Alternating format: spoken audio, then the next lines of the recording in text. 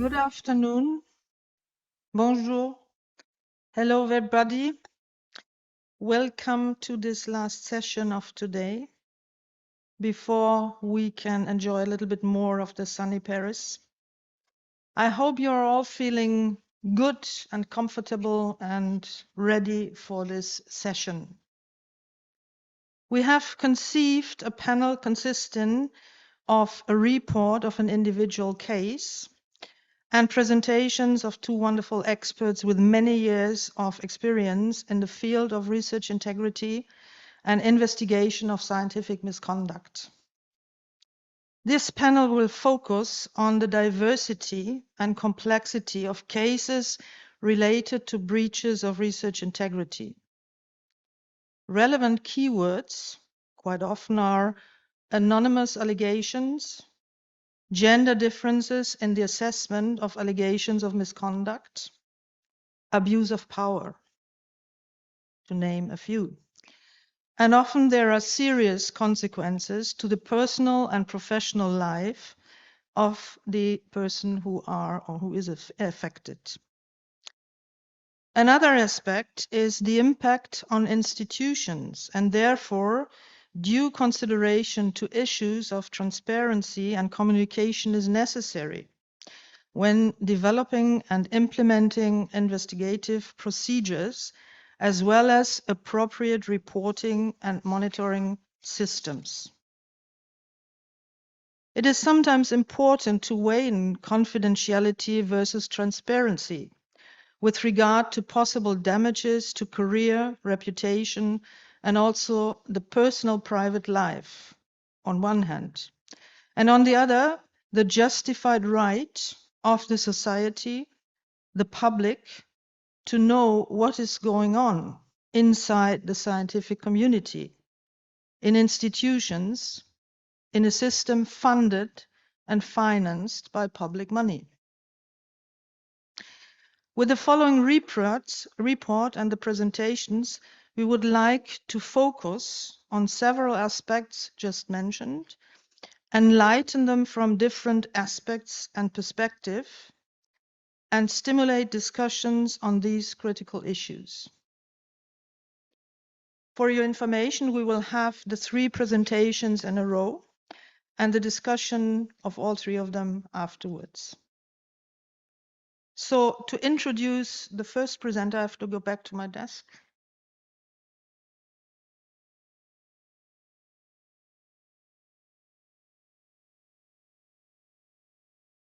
This is Nicole Boivin.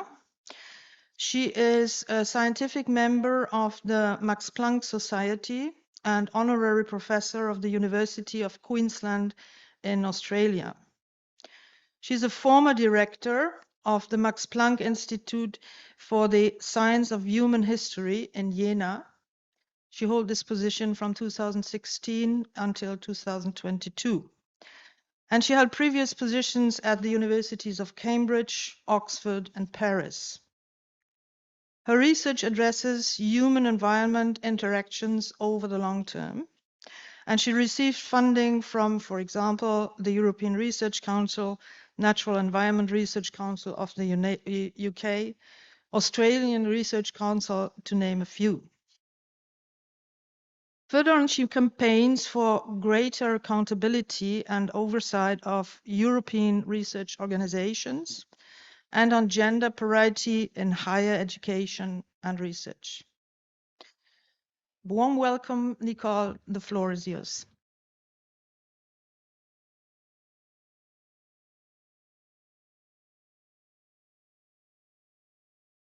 Thank you very much. I would like to thank Helga Nolte and also Carole Chapin for their work in arranging this session and also for asking me to be a contributor today. So as Helga has outlined, this session aims to address transparency, bias, and gender in investigations of alleged research misconduct. And I've been asked to address my own increasingly well-publicized case within the Max Planck Society in Germany, in which all of these factors have played a role.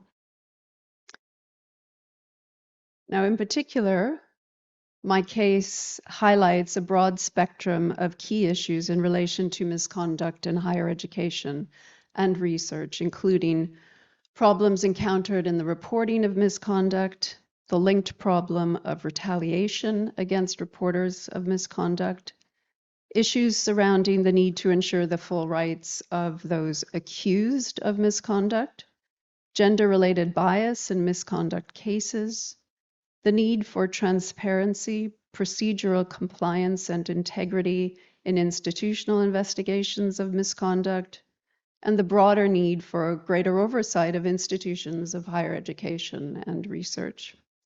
And so it's my hope that by speaking openly about my experience of a deeply problematic misconduct investigation, that I will help to raise greater awareness of these issues. So just briefly, I was recruited by the Max Planck Society in 2015. And at that time, I had a young family, and my husband and I both held prestigious positions at the University of Oxford. I had spent my career at some of the leading academic institutions in Europe, and the quality of my research was recognized by a large number of awards, fellowships, and honors.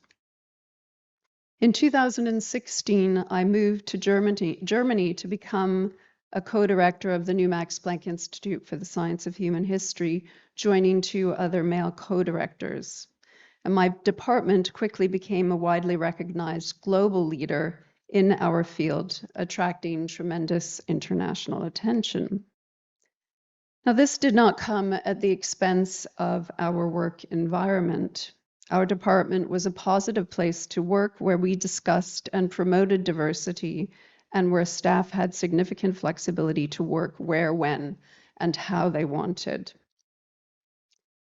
Now, a little over a year after we moved to Jena, I received an email from my fellow co-directors with a proposal to move our institute to Leipzig. I was shocked. There was no scientific justification, and the real reasons seemed to be personal. Now, the impact on me and my family of such a move would be significant, especially for my children, who were still in the process of settling into a new country and school and learning a new language. But the proposal was even more shocking given the financial implications and the impact to staff. By this time, there were almost 175 people in the Institute who would be impacted by such a move. And furthermore, the Society had invested a large sum of money and a lot of effort in planning an expansion and refurbishment of the Institute, which was to start imminently. And so I responded very politely that I didn't think the move was a good idea. What happened next? I was ignored, and despite my objections, the proposal was pushed forward among senior society members and finally pitched to the president of the society, all without my consent. I politely made it clear to the president that the Leipzig proposal was being made to him without my consent and that I didn't want to move. So what happened after that? I continued to be ignored because although I had already made my objections clear, the president announced that the society would consider moving the institute, but only if all three directors agreed. Now, the effect of this decision was to ensure that I was then exposed to a massive amount of pressure to accept the move. And when I continued to decline the proposal, I became the target of harassment. A decision was then proposed by the section chair to split the institute and allow the other directors to move to Leipzig, but the decision was overruled by the president. Instead, the institute was to gain a fourth director and department. And this expansion was to be led inexplicably by my younger male co-director. It was later explained to me that the decision was made to appease this co-director who was favored by the president. I subsequently learned that the person my co-director wished to appoint was his second in command, who was very much part of the increasingly serious conflict in our institute. And I voiced my objections to this plan. Now, after this, the harassment really increased. And this harassment ranged from the really serious, for example, the spreading of rumors that I was embezzling money from the society, and other examples of severe defamation, to online hate and abuse serious enough that I went to the police about it. It also included things like the unfair division of institutional resources and space, and my being sidelined from decision-making processes that I was entitled to be involved in. And then there was a constant stream of microaggressions. Now, this wasn't a single person. This was pretty quickly a group, and a group that was very powerful within the Institute, including within it both junior and senior staff close to the other two directors. And this harassment had major impacts on my health, both physical and mental. Now, I was not silent about this. I contacted the leadership repeatedly, pleading for help, including the section chair, the vice president, and the president. Other people also sought help, contacting the Max Planck leadership independently. The officially elected staff representative for the Institute wrote a report about the problems, but was prevented by the section chair from submitting it. Now, what was the response of the leadership? Basically, their response was to steadfastly ignore the problems and push ahead with the expansion of the Institute. The situation became intolerable, and after it had been going on for half a year with no help from the leadership of the society, I made the decision to seek legal support. And my lawyer's first step was to send a cease and desist order to one of the directors who was by this point severely defaming me. He also had me write a letter to the president, and the letter made a number of requests to the leadership as outlined here. These involved measures to protect me from ongoing and relentless harassment. In a follow-up meeting with the president and the vice president, to which I was not allowed to bring an independent witness, I was assured that the measures that I had requested would be taken. What happened next? Literally nothing changed. The harassment continued, and indeed it got worse. By late summer, it had reached the point where the situation was untenable. It had been going on for almost a year. I began to speak more openly about the harassment, including in a whistleblower's report to the members of the Society's internal task force on harassment and sexualized misconduct. In the report, I outlined severe problems of governance and gender discrimination in the Society. I also submitted, via my lawyer, a formal legal complaint on the 12th of October. It was supported by 110 pages of documentation of defamation and harassment, backed up by almost 400 letters, emails, and other documents as supporting evidence. Importantly, the legal complaint also documented repeated and ongoing failure of duty of care on the part of the Society's leadership, and in particular the president. 2 weeks later, I received the most shocking news of my life. I was informed that I was now under investigation for misconduct. I was told nothing about what I was being investigated for.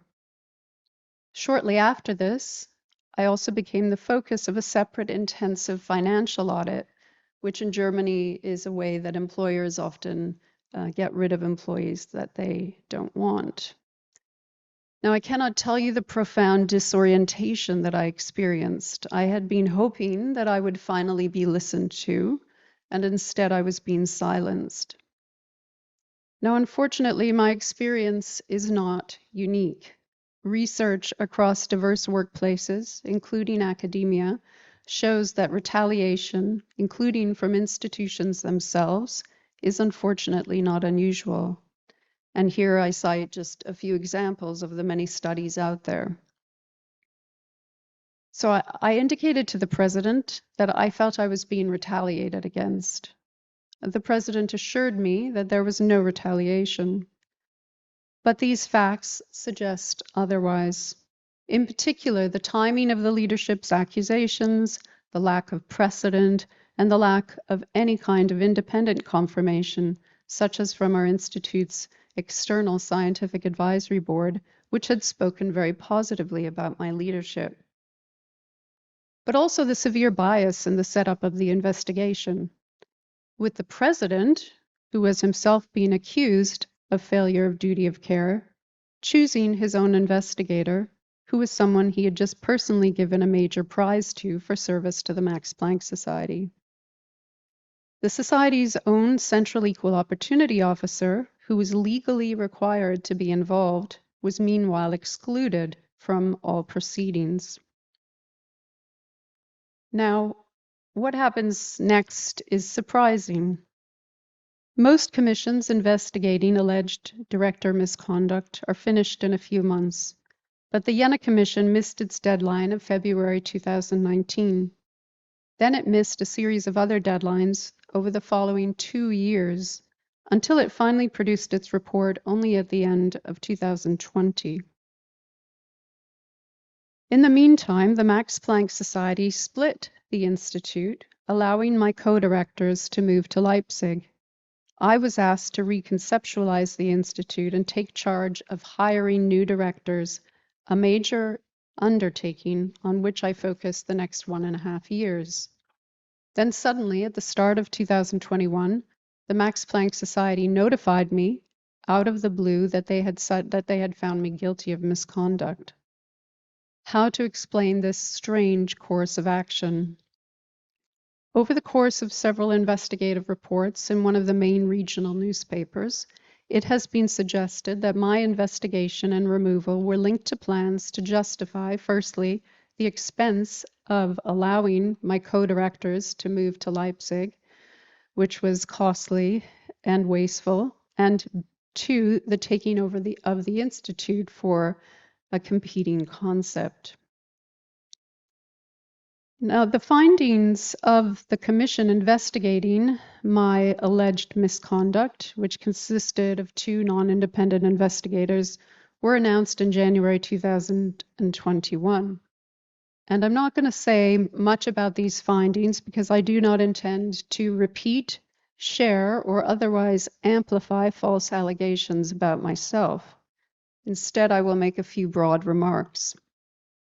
Firstly, the investigative report states that I have been found guilty of misconduct, and the Max Planck leadership informs me that they will now take steps to remove me from my directorship.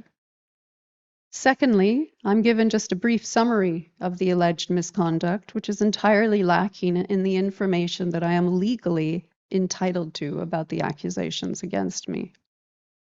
Thirdly, the report begins a series of procedures, many of them not in accordance with the Society's own statutes or German law, to remove me. And fourthly, during the entire procedure, I meet none of the multiple commissions except the Jena Commission, and I only meet them once in early 2019 to report on the harassment that I have experienced. They never give me an opportunity to respond to the accusations or indeed inform me what they are. Now, the fact that there were systematic and severe procedural and legal violations in my case has been extensively documented by my lawyer. To give just one example, one of the allegations against me is that I engaged in scientific misconduct.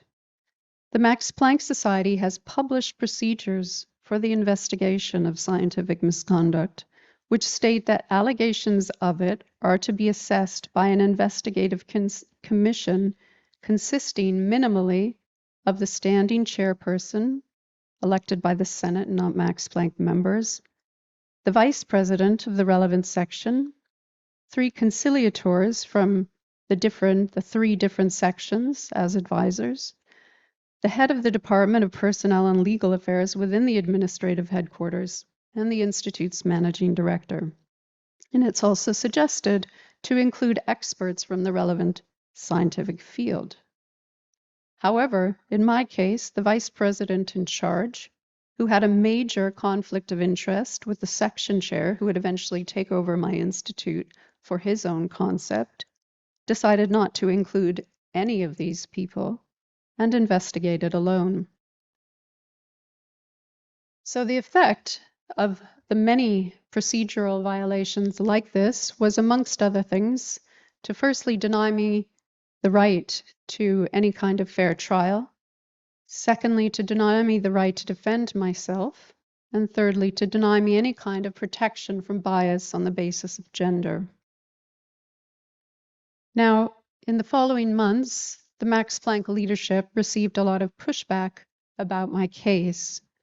And this included pushback from a great many members of my department who wrote letters to the president voicing opposition to the proposed demotion.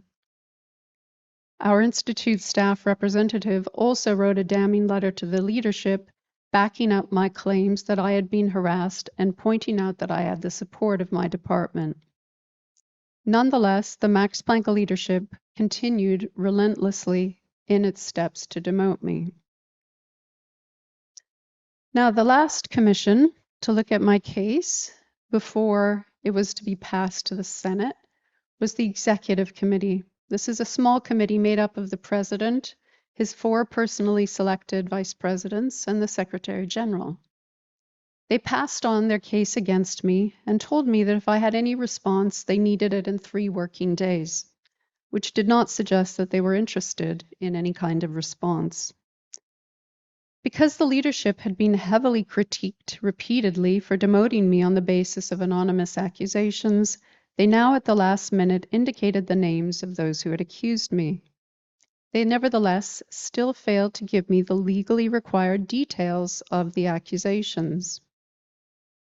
We did our best and responded with an 18-page document with 12 witness statements and 15 appendices. We also outlined the conflicts of interest and lack of credibility of the accusers, and these mainly fell into 3 categories. Firstly, those who had harassed me, including senior male Max Planck Society staff. Secondly, those associated with this group, and particularly the person picked to direct the 4th Department, including their close friends, spouse, and dependent employees. And thirdly, several men that I had to investigate for sexual harassment allegations during my time as director, including one who was found guilty and let go by the managing director. Now, all 3 of these men ended up becoming Max Planck Society witnesses against me. The executive committee then made the decision to postpone sending my case to the Senate, saying that they needed time to go over the documents. Yet in the following months, they did not contact a single one of the witnesses that I named in my rebuttal of their allegations. Not one. In fact, what they actually did was as follows. Firstly, the Max Planck Society leadership cut my salary and that of my husband, who was employed in the Institute as a dual hire. And it seemed obvious that the aim was to try to squeeze us financially at a time when my legal bills were huge. My husband's salary was subsequently reinstated after we protested, but only for 1 year. Mine was not. My husband subsequently left the society to take up a directorship elsewhere. Secondly, in the fall, there was a second, now covert investigation of me by the vice president. He did not say he was conducting an investigation, but rather asked the department's PhD students if there was any way that anything that could be improved or any way that he could help them in individual meetings. Now, the PhD students felt tricked by these meetings with the vice president when they learned how they were used, and they were quite upset. Later in March 2022, they sent a complaint to the president to pass on to the Senate, but the president did not pass on the complaint. Thirdly, immediately after the Max Planck leadership deferred sending its case to the Senate, it tabled a motion on the 24th of June to change the statutes of the society. And this change was pushed through, ignoring serious formal calls by senior Max Planck Society staff members for wider discussion. And this step makes it even more difficult for directors to contest an unlawful investigation, demotion, or firing by the society, forcing our cases from labor to civil courts. What happened next? The president informed me of his intention to demote me. This happened on the 19th of October, literally the day after the change to the statutes, highlighting the fact that the statute change was essential to the leadership's plans to demote me, and to demote me in a way that would make it exceedingly difficult for me to legally challenge them.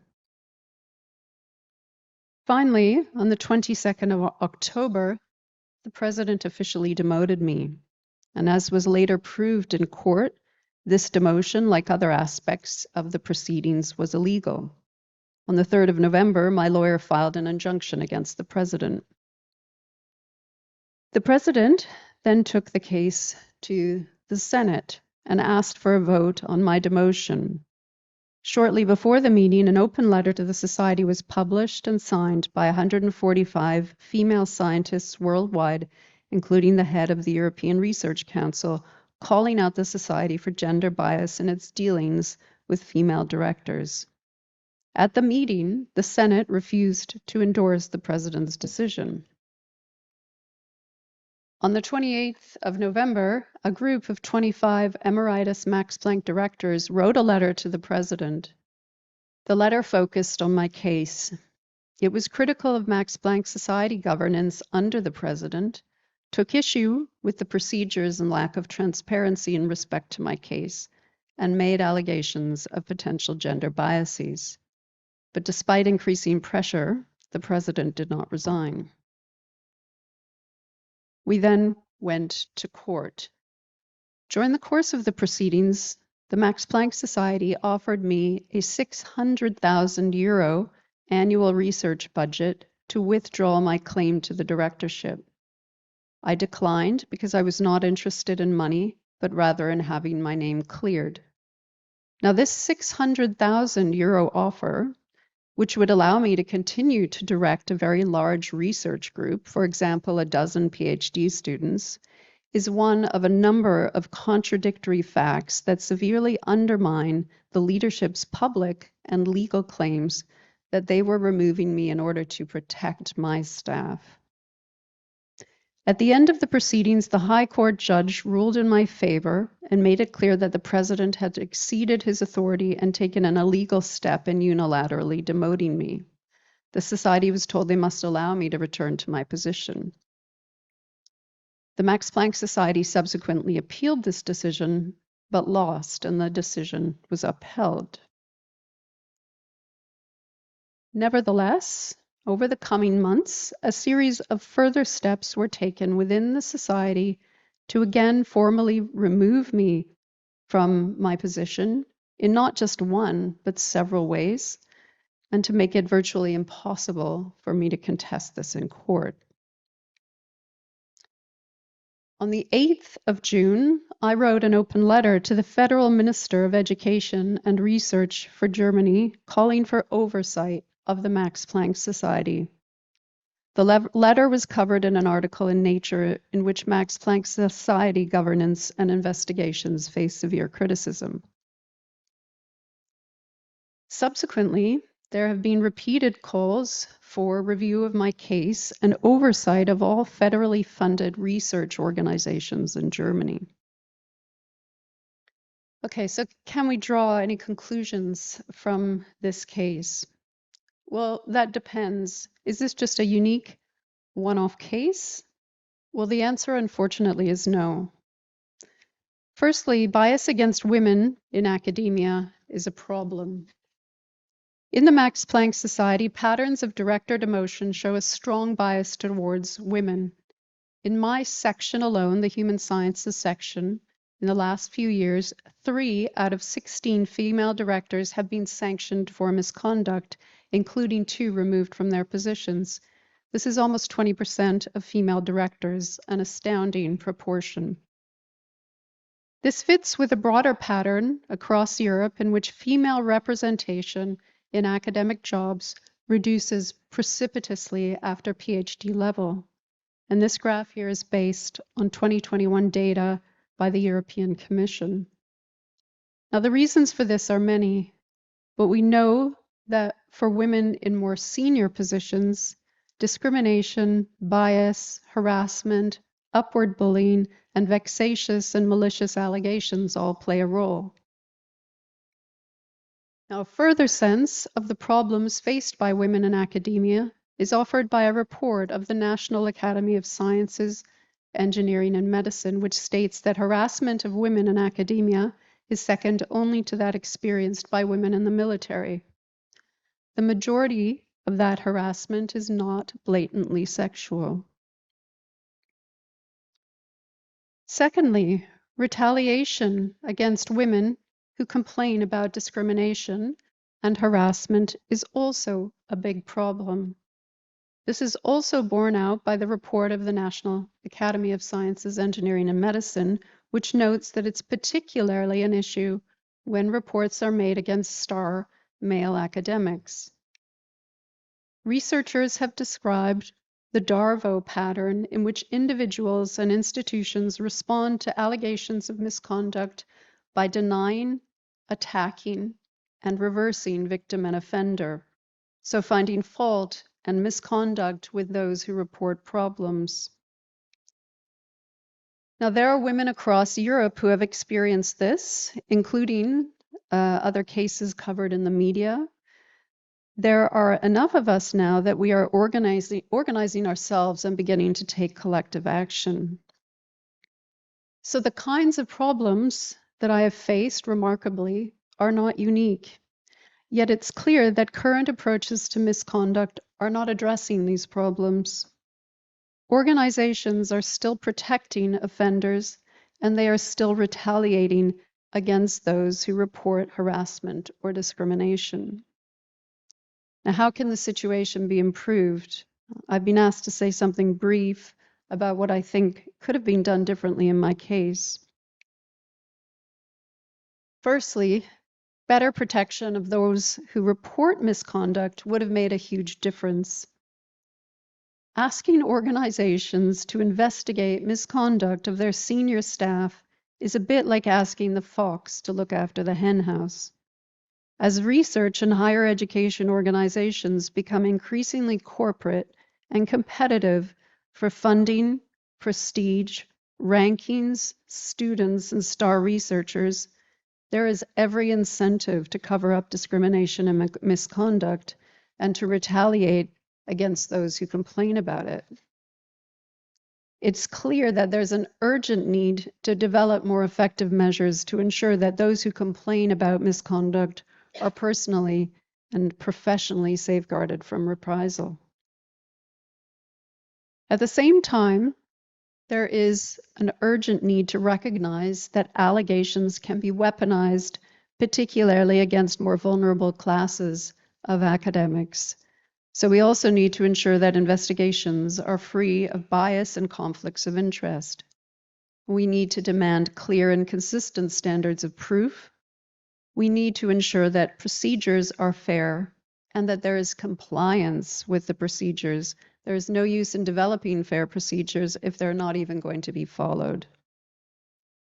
And linked to all of this, there is an urgent need to develop greater awareness of the substantial biases and barriers faced by certain groups, not just women, but also other minority categories. So as research misconduct becomes a growing area of concern, we clearly need more transparency, fairness, and accountability. Given all the problems, I believe that more oversight is critical. We need, in my view, independent national and international organizations that provide oversight of investigations of misconduct.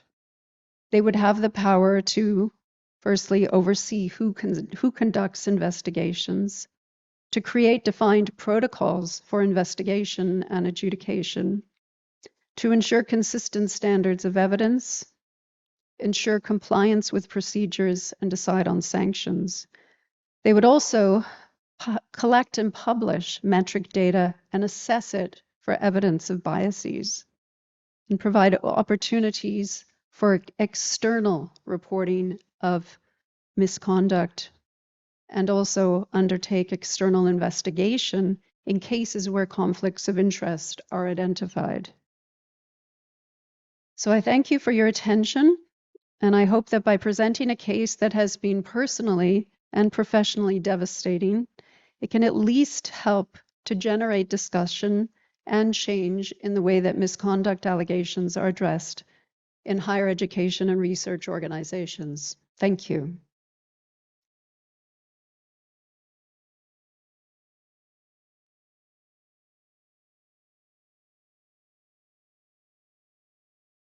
Thank you very much, Nicole.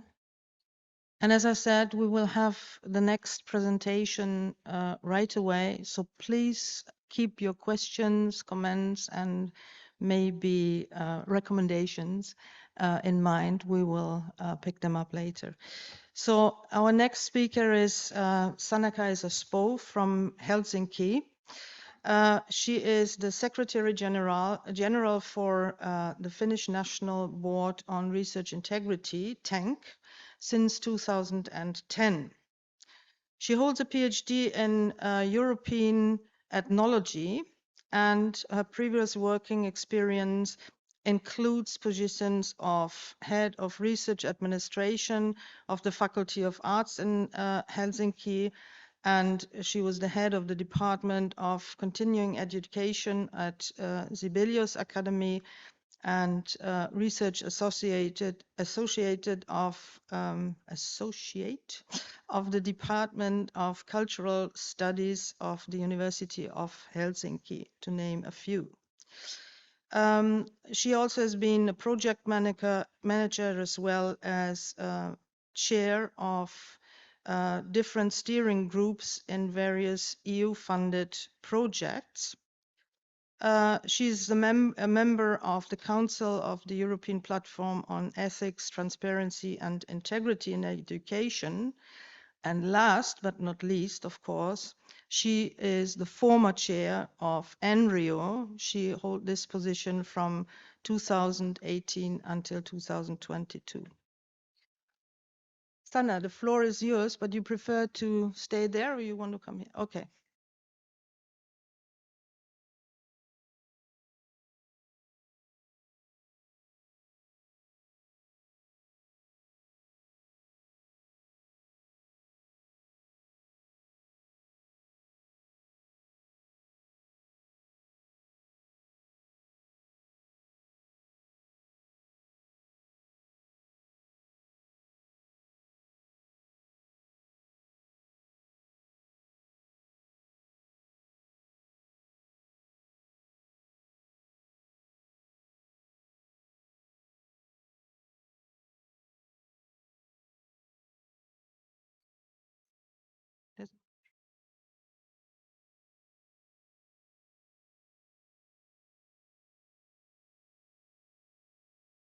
Thank you. So, dear colleagues, dear Nicole, what we just have heard would not have been taking place in Finland, and I will now explain to you why.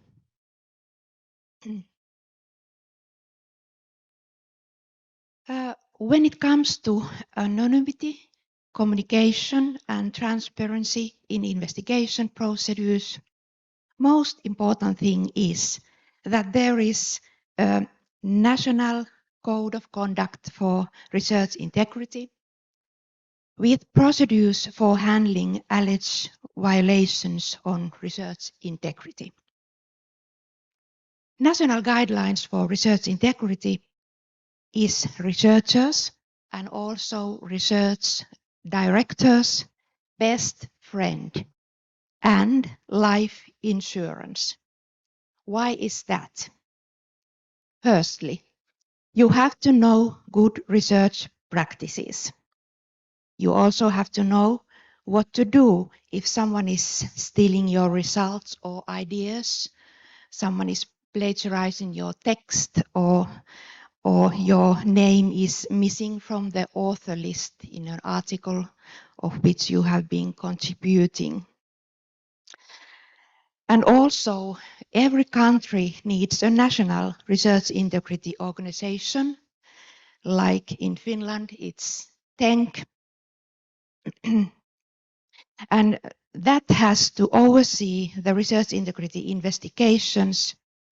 And after investigation, if one of the parties is dissatisfied, it will give a second opinion of the investigation which has been taking place. National Code of Conduct makes sure that all researchers are equal, no matter from which part of the country they come from or from which university or research organization. And also transparency and communication, they are secured in these research integrity investigation processes. So in these cases, there is a special dilemma which is connected to research integrity investigations, and because we handle very delicate and confidential matters, and at the same time we should be open as possible. And this is especially demanding in small countries like Finland, for example. So in my country, all the researchers from the same field, they know each other. They might be competitors, and the work communities are small. And when it comes to research integrity investigations, when there is a research misconduct case which should be investigated, then it's very difficult to hire members to the committee who are not partial. So to mention some of these. But now I would like to shortly introduce to you the National Code of Conduct for Research Integrity in Finland. It was first published in 1994, and it's one of the oldest, at least in Europe, of this kind. It was published in Finnish and Swedish, which are our national languages, and then in English also. And so are all our materials today, also at the same time in 3 languages. The Finnish guidelines consists of 3 parts. First, there is a definition of the good research practice. And then there is the classification of violation against the responsible conduct of research. It's quite a detailed list. We have updated our guidelines this spring, and it's much more detailed as it was in the previous one. But when I listened to Nicole's story, so in Finland, no gender issues are included in our code. There is another system, another board for this kind of questions in Finland. So gender issues as such are not in our list of research misconduct. In Finland also our system it's a self-regulation system, so we don't have a law of research integrity, but we have a law of TENK, so there has to be such an organization. And all the universities and research organizations, they are voluntarily committed that they will follow our guidelines every time there is a whistleblowing which has taken place of research integrity case. And the code applies to all academic disciplines in Finland and all research. And then very important thing is that all the organizations has to notify TENK of all new started investigation, so we know what's going on in Finland. Then shortly of the process, the rights of the parties are safeguarded by a fair and impartial process, and it should be carried out with expertise and without delay, and by hearing all parties involved. Each stage of the process is carefully documented and the parties' right to information is respected. If one of the parties does not have a sufficient comment on Finnish or Swedish language, then the investigation is carried out in English. But then also in Finland and in some other Nordic and other European countries, the organizations who carry out the research integrity processes as confidentially as possible, and they also have to bearing in mind that most of them operate under the Act of the Openness of Government Activities. And this means that all the documents which are written in these processes, they are public, but we don't publish them. But it means that no one can ask, because our office is also governmental organ, so anyone can ask to see our documents. And that's the way it goes in Finland. Usually if someone is asking them, is he or she is a member of the media, but then they have their own ethical guidelines, so they don't publish the names of the persons involved unless the person is some kind of very important person, like a member of the parliament or so.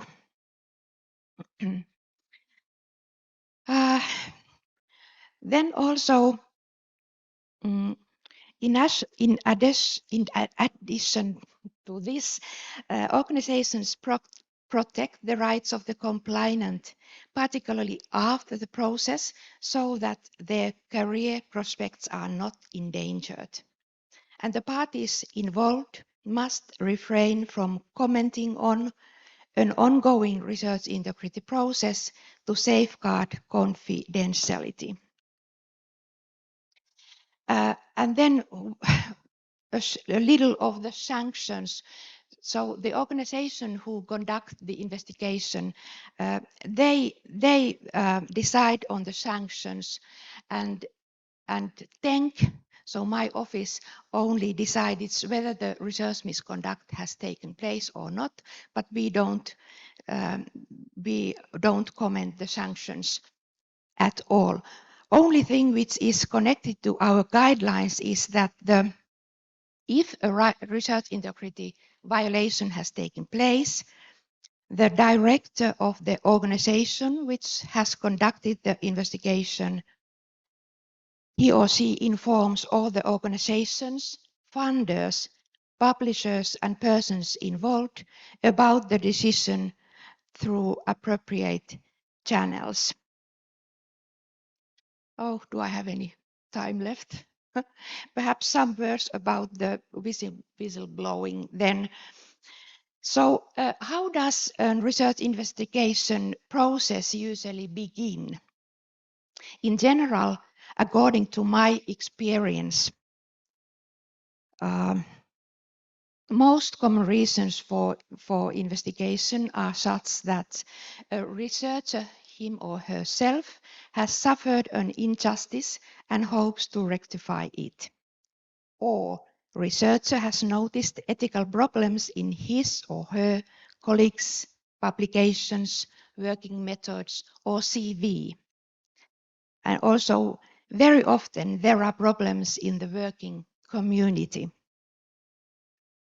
But what also makes someone blow a whistle is that we have to keep in mind that all the whistleblowers don't act in good faith. So I have to say that in some cases, the motive behind this has been revenge.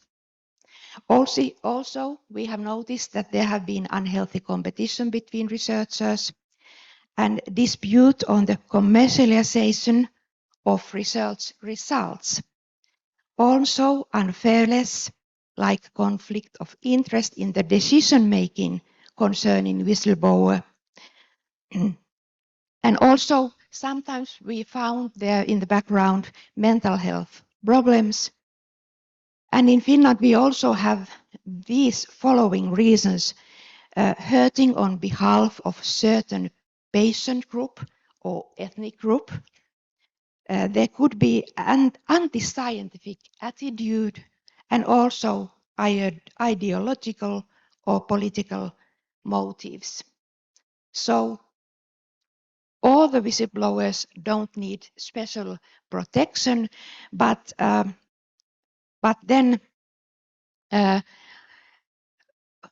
it's important to remember that all allegations of research misconduct should be investigated for the sake of the quality and credibility of science.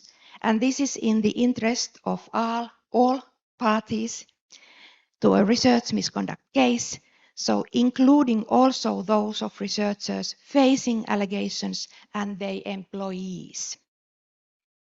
So, thank you.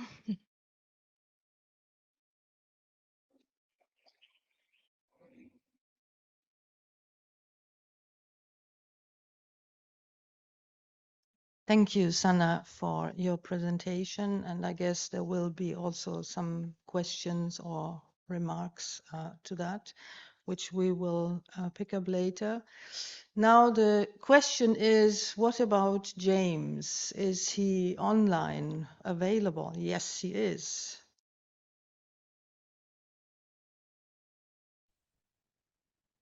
Hi, James. Good afternoon. Paris from a very hot London. It's lovely to join you. Yes, it's nice to see you, and just give me a few minutes to introduce you. So, James Parry is the Chief Executive of the United Kingdom Research Integrity Office, and he joined that in 2006, and then in 2008 he took up his current role and directs UK RIO's work program and leads its advisory service with all the different tasks and responsibilities. And he's responding queries and concerns about research practice from inside and outside the scientific community in Great Britain, and is collaborated in numerous initiatives to support research integrity. He regularly speaks on how to sustain and enhance good research practice, research culture, and systems. And he's currently participating in various high-level reviews and initiatives exploring improvement to the UK's research landscape.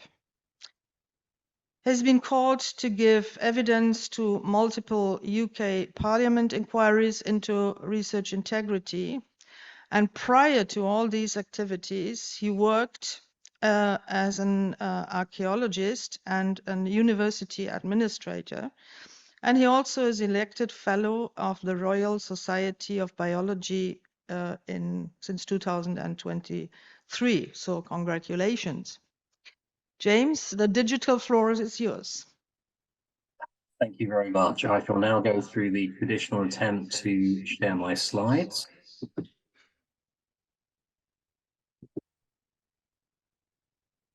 Hopefully you should be able to see now. Okay, brilliant. So thank you, Helga, for that kind introduction, and thank you, Helga and colleagues, for arranging this session. And I'd like to thank my fellow speakers for their fascinating presentations so far. I've been at the UK Research Integrity Office since 2006, and today I want to offer some personal reflections from many years' involvement in advising on research misconduct investigations. UK RIO is a different national body to many other national research integrity organisations.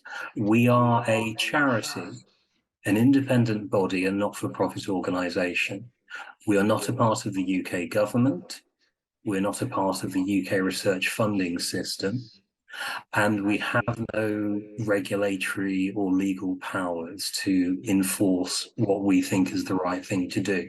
We are an independent advisory body on anything to do with good research practice. We help individuals and organisations alike, and our services are free at the point of delivery. I should note that our expertise is naturally rooted in UK systems for research, but because of our advisory nature, we are approached for advice by individuals and organisations from outside the UK, and that includes many from European nations.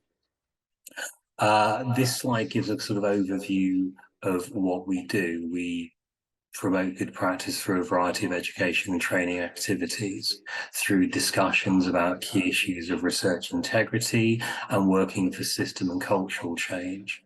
And we also respond to requests for assistance from individuals and organisations. And since ENRIO was established in 2006, many of those requests for advice have involved cases of research misconduct, ranging from institutions looking for support in establishing or revising systems for research misconduct, to an individual institutions looking for assistance with investigating particular cases of misconduct or taking actions based on findings of investigations.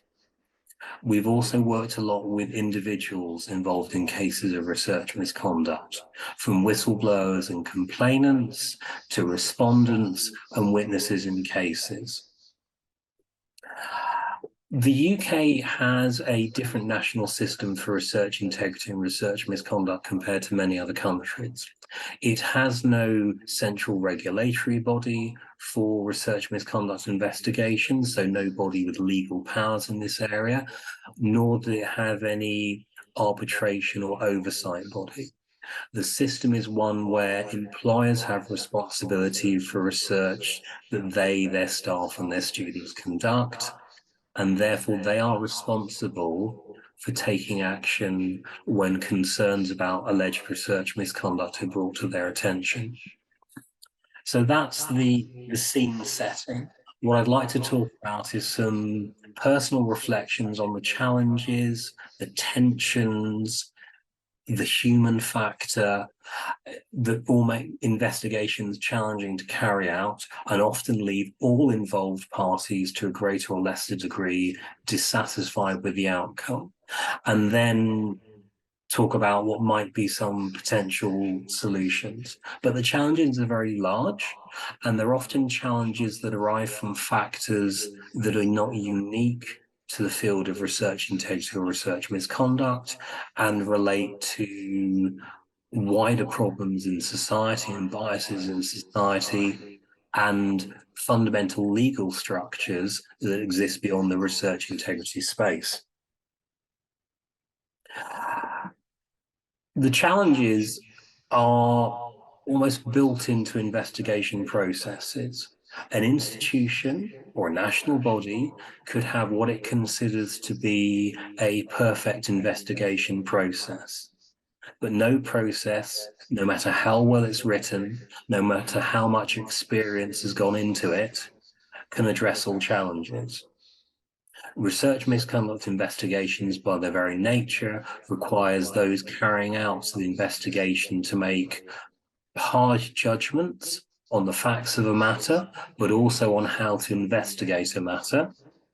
And they force hard decisions on complainants, respondents, and other involved parties. And there is a human cost to these investigations. As I said, ENRIO has been running an advisory service since 2006, and we often get requests for support from individuals involved in misconduct cases who are not only seeking advice on the investigation process or the options available to them, but also seeking to share the stresses to their well-being that they've suffered. We are not set to be therapists to provide pastoral support of individuals, so we support them as best we can and alert them to other sources of help. But this experience for getting on for 20 years has made it clear there is a very serious human cost to health and well-being coming out of these processes, and that shouldn't be forgotten. There is also the complex nature of research misconduct cases.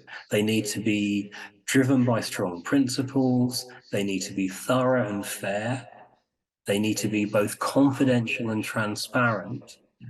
And this illustrates the very contradictory nature of them, that a good investigation has to be confidential and transparent at the same time. This is a conflicting priority, and it is a very difficult balancing act.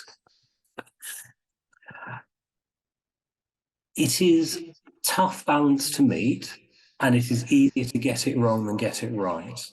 And there can be fundamental consequences to an integrity investigation.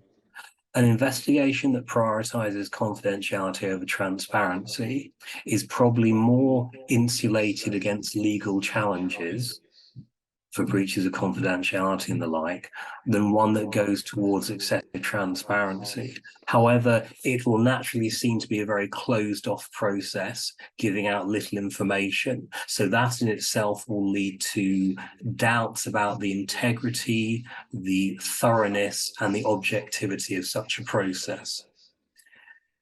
A much more transparent process will immediately run into legal difficulties and potential legal challenges when what is considered to be too much information is given out. And this is a challenging aspect of research misconduct investigations. It is somewhat reduced in national systems where there is a centralized legal process for research misconduct, but we're aware from requests for advice from organizations and individuals from those jurisdictions that problems still remain.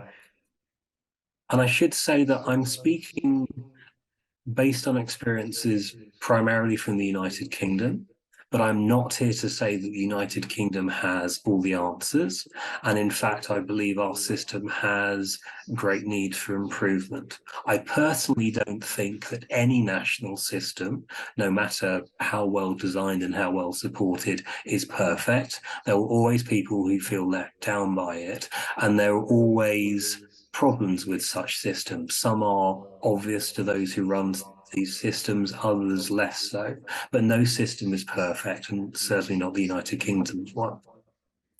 There is also the challenge, another set of tension, not just the tension between confidentiality and transparency, but the tension between safeguarding the rights of the individuals concerned. This is a fundamental duty of those running investigations, and they can have additional legal duties on top of that. However, the rights of individuals can be in conflict. And this, again, is a very challenging balancing act. We feel it's very important to firstly make sure that those running investigations have objective expert advice, particularly legal advice. Secondly, that they act on that advice. We've heard recounts today of processes that are not followed.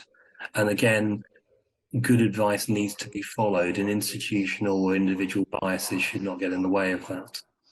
I think it's also very important to be honest in communication. When we talk with institutions, with complainants, with respondents, the individuals concerned are often very clear what they would like to happen. A complainant may wish for a respondent to have their work retracted and the respondent to lose their job. A respondent may wish for a whistleblower to be penalised. And these expectations often need to be managed. If an allegation is that a minor breach of research integrity has occurred, it is often unlikely to lead to someone losing their job if the allegation is upheld. It may well lead to a retraction, remedial training, and the like. So I think it's very important that we have honest communication with those involved and regular communication as well. We're aware of so many problems where communication becomes reduced, and as a result, both complainants and respondents quite understandably lose confidence in the process. And that leads to further difficulties with continuing the investigation and an increased likelihood of complaints at the conclusion of investigation.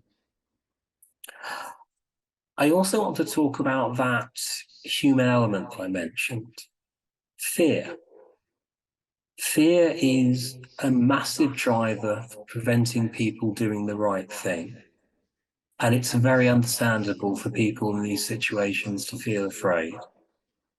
Individuals can be worried about retribution for raising concerns, retribution for being a witness, retribution for being seen as the person accused of misconduct by researchers who are more senior or more popular.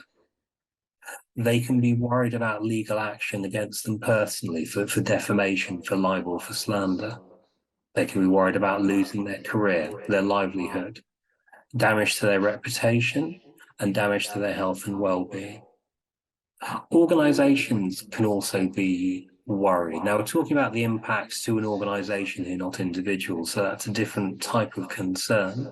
But organizations can often feel constrained because they have concerns about legal action for defamation. We see this often.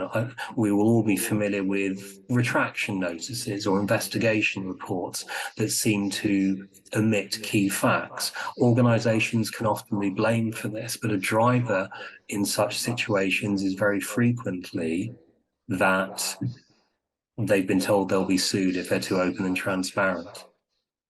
And legal concerns can of course, fear is increased by power imbalances. People who aren't white, male, middle-aged, in affluent jobs like me will understandably be, people who aren't like me will understandably be more vulnerable to reprisals, legal action, loss of career and otherwise. I think there's a limit to how much we can fix all of these problems through improving investigation processes. A lot of the problems we see arise from poor cultural aspects within teams, within organizations, within national systems. Now, throughout our work, and aware of the diversity of the audience today, we will be aware of what good cultures can look like. And it's worth noting that a healthy research culture will not reduce misconduct, it will not prevent misconduct from happening, but it can reduce the frequency of it. And it can also make people feel more confident about coming forward with concerns. And it can make those who are accused of misconduct more confident that the process will be fair and objective. And while so much of culture comes out of national systems as the product of policymakers and powerful organizations, we do all play a role in shaping that culture. So I think it's worth noting that and thinking, before we get to the stage of allegations being raised, before investigation processes start, what can we do within our organizations, within our teams, within our departments, from the actions that we carry out as individuals? What can we do to improve the culture of our organizations so that when concerns are raised about research misconduct, because they will be sooner or later, hopefully the investigation process is more thorough, fair, and easier on all involved participants. But I don't think cultural change is a perfect solution. Cultural change, sooner or later, runs up against barriers caused by legal processes and systems for research. How we fund, carry out, monitor, disseminate, and assess research is a huge driver in misconduct cases and other poor practices in research, the so-called publish or perish factor. And publish or perish also drives some of those fears that I mentioned earlier, fears that stop individuals and organizations doing the right thing. So I think there is certainly a case for system change, but such system change would have to be very wide-ranging. In the UK and in other jurisdictions, we're aware that many of the barriers facing the tensions that prevent thorough and objective investigations of research misconduct, that are stops on transparency and openness about investigation outcomes, come not from factors within the research integrity space, but come from factors which are not unique to research misconduct, such as employment law and its requirements for confidentiality, or defamation law. And to my shame, I have to note the UK is considered one of the best jurisdictions in the world for bringing defamation actions. So concerns about being sued for defamation are particularly high in the UK. So there are no easy answers to these questions, unfortunately, but that doesn't mean we should sit still and do nothing. At ENRIO, we're currently operating a national review looking at the tensions and barriers to dealing with research misconduct, and we'll be later this year, we hope, presenting both recommendations for any wider changes that would need to be made, but also practical solutions to overcome problems that everyone knows exist. And we provide a wide scale of resources on our website, and when we circulate these slides afterwards, you'll be given some links to them. So that's it from me for my sort of personal reflections on the state of research misconduct investigations. It was quite a high-level summary, but I hope you found it useful. And now I'll stop the presentation and hand back to Helga and colleagues. Thank you very much. Thank you. Thank you, James. Thank you, Nicole again and Sanna. And are there any questions from the audience? I think we only have this mic. Oh, okay. There is one question in the middle.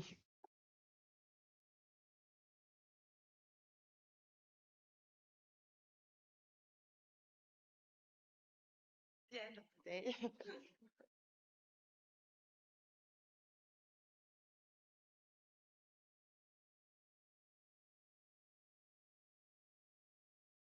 Hi, thank you very much for these presentations and enlightening us in this research misconduct areas.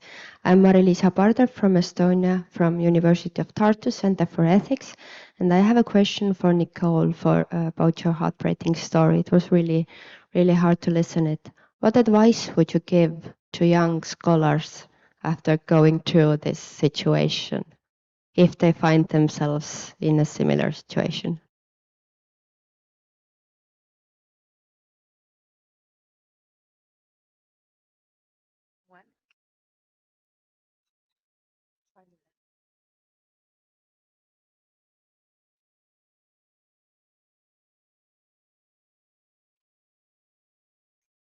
Thank you.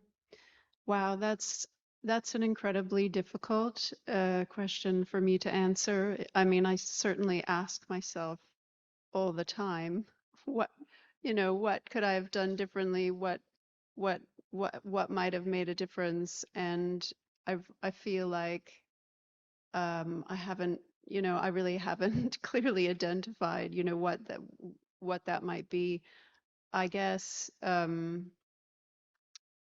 I guess that, yeah, I mean, I'm working with other women at the moment who, so we want to put out there advice. We're trying to create a foundation and to be in a position where women can, or whoever really can get advice about how best to operate. And it's going to vary. I mean, research environments, I've worked in different ones now, they operate very, very differently. So the advice that you would maybe give to somebody operating in the UK, I think would be very different from the advice in Germany. There really is, I'm really kind of struggling to think, should one be very, very open and kind of really kind of shout as loudly as you can to try and get some help? Do you, I really don't, I honestly don't know. I think that what I'm pushing for is that the systems need to change so that this isn't happening and that people aren't placed in the position of, what exactly do I do here? Because I think at the moment, I don't, at least the system that I worked with in Germany, I think it's not set up effectively for people oftentimes to get the help that they need. So I wouldn't really know what to say to somebody within my organization, because I think it's a dysfunctional system. So I'm sorry, that's totally unhelpful, but I yeah, I think what James talked about, system change, probably in my view, cultural change, these things are needed so that people don't end up in the situation that I ended up in. And I'll try and think of some better answers in the meantime, but sorry. Thank you. Any other questions? There is the next one, yeah. So Grace Mulcahy, Research Integrity Officer at University College Dublin in Ireland. Again, thanks to all the speakers for their perspectives and their viewpoint. And the issues we've heard highlighted today are very powerful. And to Nicole, I would like to say that, you know, apart from any advice you may give, telling your story is extremely powerful. And I just want to thank you for doing that. And you're doing a great service to anybody, whether it be a minority person, be it an ethnically minority person or a woman, or an early career researcher. I think your story is very powerful and you're doing a great service to the community, to the research community for telling your story. And it's very powerful and very moving to hear. In terms of the other aspects, I think it's clear that having proper procedures and policies in place and following those policies and procedures can, to some extent, safeguard against the kinds of things happening that we've heard about from our first speaker today. But I think also we must not be complacent. And just because we have policies and procedures in place doesn't mean that bad things can't happen and biases can't be there. So yes, of course, it's very important to have those policies and procedures. But as James has said, there is no perfect procedure, there is no perfect policy. And we must at all time guard against complacency, that our biases don't affect the way we do things. And of course, as we know, culture is very important and is much more powerful in many ways than strategy. James, I think you referred to the importance of the wider ecosystem, the funders, the publishers, and so on. But they too are part of our culture, are part of our research culture. So I don't think it's necessarily two different things to change our culture and to have it as a positive culture and affect or change the outside components of our research ecosystem as well. I think if we consider the wider aspects of the culture, we have to consider how all of those different parts of the research ecosystem work to produce a positive culture. So again, just a comment, and I've really enjoyed the session. It's been very interesting and very illuminating, and thank you to all the speakers again. Thank you very much. We are not at the end yet, but thank you. So are there any further questions to one of the speakers? Yes. Rémi Mossery, head of the Research Integrity Office in CNRS France. Just 2 points. About these questions of transparency and confidentiality, what we try to apply is full transparency about the procedures and full confidentiality about the content of the procedures up to the end of the investigation, and then the rest of the what happens after is not our decision. It's the CEO of the organism, and they decide whether they will be more transparent in, for instance, making public our results. But during the investigation, it's very important that this remains confidential. The second point I would like to mention is the following. We have no right of self-referral. We can only start an investigation if someone makes an allegation, except one case is if we have done an investigation and if the result of this investigation is that the person who was targeted is not, we find that he is not guilty of any misconduct. And if we believe the allegation was done for bad reasons, then we have the right to open an investigation against the person who started the case. Thank you. Any further questions? There are online questions.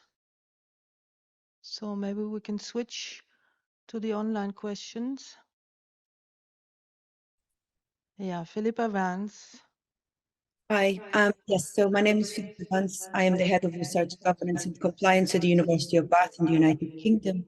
I would like to just start with a personal reflection, thanking Nicole for her bravery and very powerful talk today. And I think if it's a lesson for any of us, is that these talks are extremely empowering.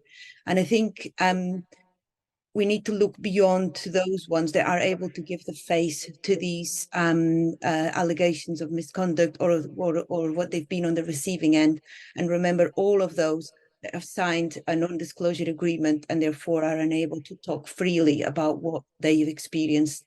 They are now, of course, not followed practice anymore, but there are many cases of people where they're bound. Unfortunately, I am bound by one of those, and I'm unable to go into any further detail, which is very regretful. The other point I wanted to make is to add to the reflections that James has shared here about the systems in the UK. I think when we do investigations of research misconduct, we can fall into the trap of what constitutes research misconduct and look at image falsification or plagiarism and so on. And I'm really grateful for all the work that ENRIO has done to make sure that bullying and harassment, dignity and respect are now bound within the research misconduct arena, which wasn't the case, and allowed many institutions to then harmonize their policies, which were that cut across their HR departments and departments like my own. The final thing I wanted to point out is bystanders empowerment. We have a lot of people would have observed what Nicole was on the receiving end or was about to, and were unable to stand up to their peers, probably further up the timeline of events. And finally, the reflection that I'd like to raise is about the lessons learned, which again, I applaud the ENRIO efforts for ensuring that on annual reports on research misconduct, there is a section specifically asking us, what will your institution do differently? And that is the key, I think, for change. Thank you very much. If I see it right, there is another question from an online participant, Heinz. Welcome. Heinz Fehrenbach from Germany. Right. Welcome, Helga. Welcome, everybody in Paris. I have also a question to Professor Boivin. I strongly agree with her in her demanding independent organizations to control processes and of misconduct procedures, for example. And however, since such an independent organization would probably be the setup of such an organization would be in conflict with self-administration of the university or the academic system as a whole.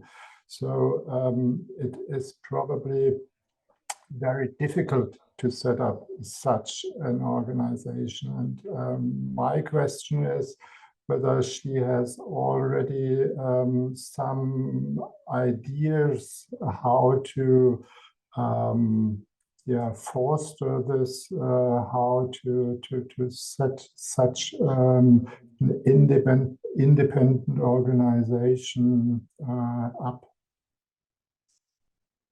Thank you. I think, one of the things we should always come back to is that science is taxpayer funded. And at the end of the day, when really problematic stuff like I've described goes on, it's a monumental waste of taxpayer funding. When procedures are not followed, when there's not compliance, it's a waste of taxpayers' funding. So at the end of the day, I think the arguments for oversight and justification of oversight are very strong.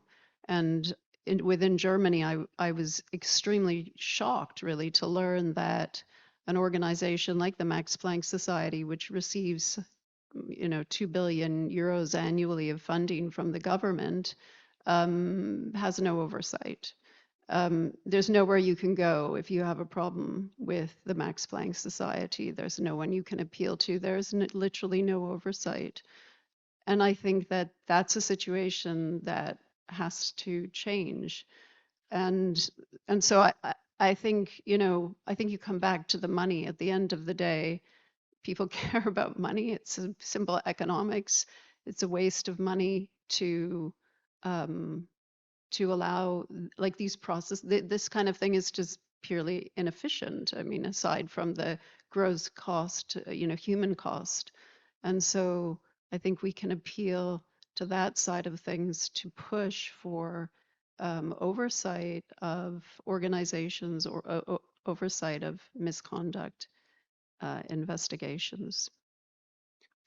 And if I can come back also to the question about what I would recommend that somebody do. I've been sitting here contemplating that a little bit. I remember at one point, I reading and also attending a talk by somebody who studies harassment and mobbing as that's their career, and their primary advice was very depressing for people who experience this kind of thing. Their advice was get out of the organization, leave, which I found totally depressing, and I didn't agree with it. 6, 7 years later, 8 years later, do I agree with it? Probably. Unfortunately, that is the sad situation. I mean, I would certainly inquire, about your organization and how effective it is at dealing with these kinds of things quietly. But the sad fact is that speaking out about these things in a lot of organizations is right now very dangerous. And I'm not sure that I would highly recommend that people do it. I mean, it's great when people speak up and stand up, but there's a huge personal cost. On the other side, I would also say I would strongly advise that people don't sign NDAs. And this is something that I refuse to ever do, because I don't think we should be silenced, and I think that's a very dangerous weapon that organizations use when people do complain. But I'm sorry I can't give more positive advice than that. And hopefully with culture change, things will become a little better. Thank you, Nicole. Further questions, remarks, recommendations from the audience? Yes. A minute, I jump up. It's okay. I'm there.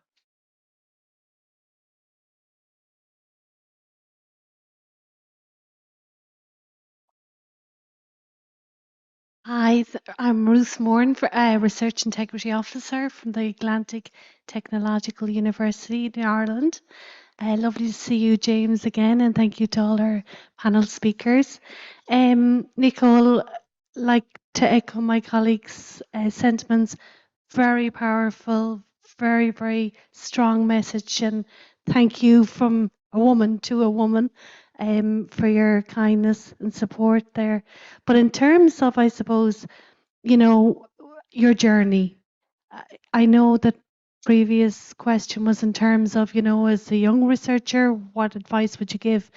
But from an institutional perspective, what were the lessons learned and what were they, were there changes in policy? Was there a 360? Did they take messages from the private sector and put in like a 360 kind of evaluation of leadership? Did they do additional training? What lessons did they learn from an institutional perspective, and what changes did you see within the institution that actually has taken place and that has been a positive reflection? Thank you. Thank you. So may I put the mic to Sanna because she... I'd like to add something, and as an answer to what you just said. I forgot to mention that in Finland we have also now invented an implementation checklist for research integrity guidelines. So it's a recommendations how to foster good research practices in organizations. And there are different guidelines for organizations leadership, for those with a role on responsibility in research, and for individual researchers. And those are also in English in our web pages if you are interested. Thank you, Sanna. Actually, we are running out of time, and I wish we had more time because this issue deserves it. And we could sit here until, I guess, 9 o'clock in the evening. But still, there would be some questions open. And the most important is, of course, what James also mentioned, the change of culture. But it will not come from inside the system and the institutions. And therefore, this issue of transparency is extremely important. And the balance between transparency and confidentiality, what you mentioned, of course, this is important, but from the experience from somebody who's working in this field since quite a long time, the breach of confidentiality is quite often comes from those sides who are accused, who want to try to get support by bringing the case up. And then it's strange already, then you cannot investigate on the case in an appropriate way. But just a little detail. I think we could continue the discussion at the reception, which will take place, if I'm right, at 7 o'clock, 7:30. And of course, right after the session, we could also continue to discuss. I guess we will be here for another 2 or 3 minutes. So take the chance, and otherwise we have chances tomorrow in the next second day of the conference. Thank you, James, to London. Thank you, Sanna and Nicole, for your participation. I'm very happy that we had this session. And now, thank you to you, and have a nice afternoon and evening. I can just quickly interject as a huge disembodied figure on the screen, as I can't contribute to discussions in person. If anyone would like to contact me via the ENRIO website, please do so. And thank you again for hosting me virtually, everyone.